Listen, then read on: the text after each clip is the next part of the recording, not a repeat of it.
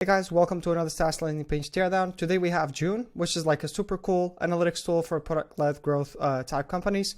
Basically what it does is it's like a tool that goes on top of your product, and instead of just analyzing your website, it analyzes the product itself.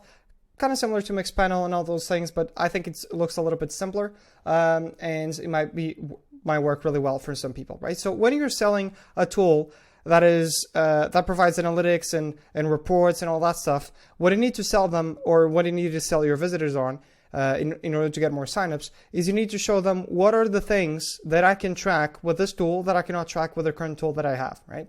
And also obviously the time that it takes to switch and to track, and will it slow down my products, and what about GDPR compliance and all those things, because there are a lot of concerns around this stuff. But assuming you get rid of those concerns, which are super relevant, the bigger companies might not sign up just because of this. You might want to show, what you want to show primarily is what are the things that I can track that I can't with others, right? And they do a really good job. I think they used to say this was for product-led growth companies. They should probably keep that, or maybe just say what kind of insights they can track right from the headline, because the headline isn't that great. But they do have this really cool video where they show the active users. Then they show, let's say you release a feature, they show which users are more active, which ones are least active. So you can ask for interviews, you can reach out, you can create custom Slack alerts, right? So they use the feature once, use it the most, use it the least, all that stuff. You can get all these sorts of insights, so then you can reach out to these people, know what product features are working, and so on and so forth, and it makes a huge difference, right? Then they try to do their best to show that this is relevant for everyone, from the founder, where they can see what are the things that are moving the needle, which doesn't mean too much, but they should kind of talk about what are the daily users, are they seeing any growth, and so on and so forth. Then the product manager can see what features are working, which ones are not, segment their audience and all this stuff. The engineer can create custom alerts and everything. I think they could have gone a little bit deeper on each one of these, or maybe mention, I don't think these are going to be the primary things that people are worried about. Maybe they're most worried about getting an automated report based on all this stuff, or knowing which users are maybe becoming less active so they can prevent churn, or maybe knowing which users are the most active so they can do interviews, right? And so on and so forth. Maybe if they're looking at the product-led growth methodology and kind of following it from there, so people have something to that is familiar, that they jump into the app and they know exactly what to act, especially when it comes to these templates, right? 15 plus templates, they're not that many, so they could have shown a little bit more. But the main thing, they could have shown, this part is good where they kind of show the integrations and all this stuff. They probably should show a few more integrations as well, because I'm sure these are not the only integrations they have, and they have more use cases. But they could have shown, and the reports are amazing as well, because sometimes people have take tons of time to do this.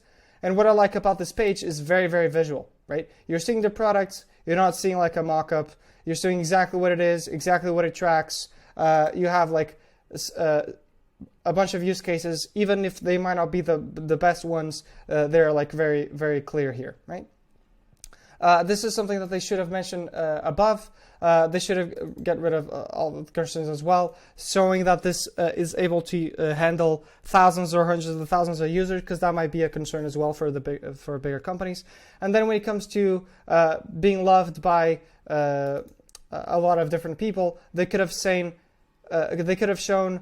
things that their users are tracking that no one else is able to track, right? So maybe they're able to ship features that people want way faster, or realize which ones work or which ones doesn't faster, or get rid of features that people are not using to simplify the product, or maybe they're able to use a tool that is much simpler than Mixpanel, or they're able to build some sort of custom solution on top of June. Whatever it might be, you want to show all the possibilities so people can relate to this. Or maybe they are coming in with one use case, and then they go through the page and figure out that they have 2 or 3 use cases that they want to use it for. That just creates a lot more urgency to try it right now, or to sign up for a paid plan, so on and so forth, right?